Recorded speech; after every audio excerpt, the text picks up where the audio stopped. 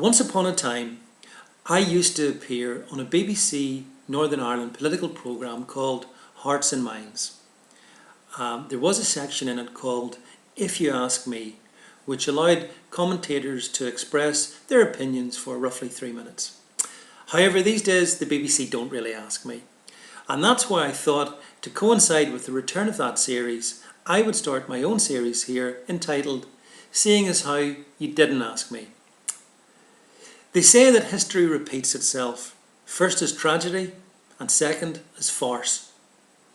In 1555, Bishop Hugh Latimer was burnt at the stake for sticking to his Christian beliefs and teaching the unvarnished gospel. In 2011, Presbyterian cleric David Latimer attended the annual IRA Appreciation Society gathering and burned hot for the great leader Martin McGuinness. When he was condemned by outraged unionists for paying tribute to the man that Ulster Unionist Ken McGuinness christened Capo de Tutti Capi, the godfather of godfathers, he simply pointed out he was following the gospel. But curiously, in his cloying address to the Republican masses, he made no reference at any point to the Bible. Then again, I suppose he thought that Martin McGuinness getting him 1.6 million for his church was a latter-day miracle. Equally miraculous are the new proposals by the Boundary Commission, the Boundary Electoral Commission. Should these be implemented, it will mean that Sinn Féin IRA will win a further 2 Westminster seats, bring them to a total of 7, which will be the same as the DUP will have. And curiously, that will mean that almost half of Northern Ireland MPs will then abstain from going to the place that they are elected to serve in.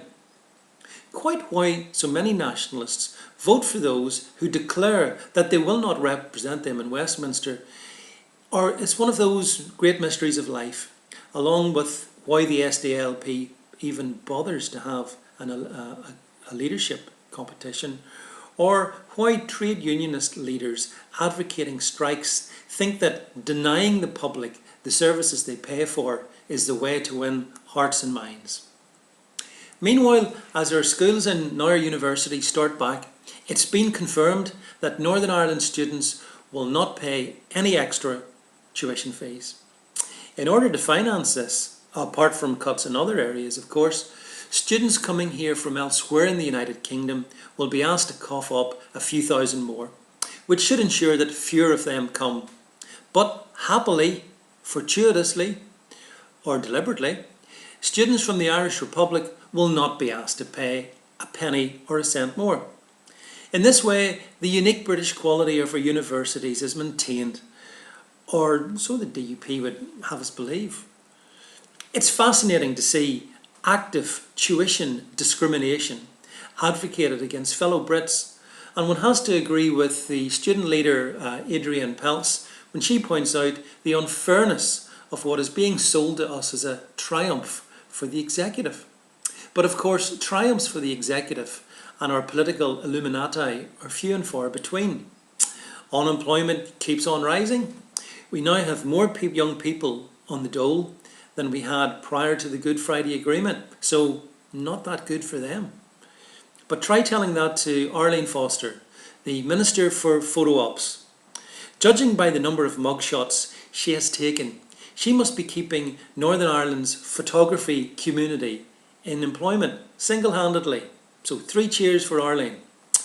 One of the statistics that Arlene's not so keen to perhaps share is the fact that more than 1/3 of those of working age don't work, that is.